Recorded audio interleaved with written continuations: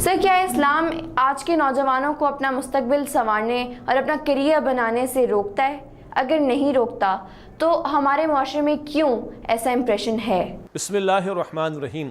ایک سوال ہمارے نوجوانوں کی طرف سے آتا ہے کہ کیا مستقبل کی فکر نہیں کرنی چاہیے؟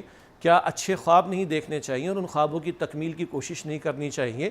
تو دین اسلام کی تعلیم کے اعتبار سے دیکھیں تو اس میں کوئی حرج کی بات تو نہیں ہے۔ البتہ ایک اہم معاملہ یہ ہے کہ مستقبل کسے کہتے ہیں۔ آج اگر ایک نوجوان 25 برس کا تو مستقبل سے مراد کیا ہے؟ وہ جو 50 برس کا ہو جائے گا یا وہ 40 برس کا ہو جائے گا؟ تو پہلی بات ہے کہ اس بات کی شیورٹی نہیں کہ 25 برس والا وہ 40 تک یا 50 تک بھی پہنچ سکے۔ تو دین کی تعلیم کے مطابق ہمارا اصل مستقبل، ہماری ڈیسٹنی تو وہ آخرت کے اعتبار سے ہے۔ اگر یہ نقطہ کلیئر ہے تو باقی معاملات بڑے آسان ہو جائیں گے۔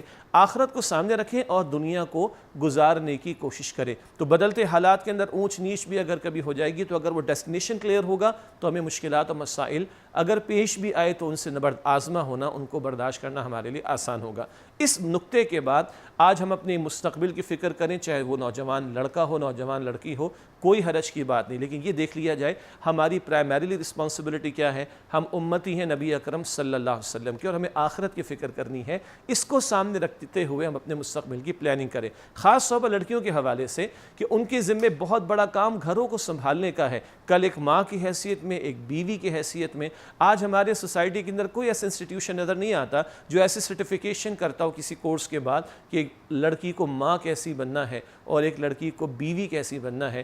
اس اعتبار سے جب خواتین کے تعلق سے بات کی جائے تو ان کے اصل رول کے اعتبار سے وہ مستقبل کی فکر کریں۔ اللہ تعالی ہم سب کو اس کی توفیق عطا فرمائے۔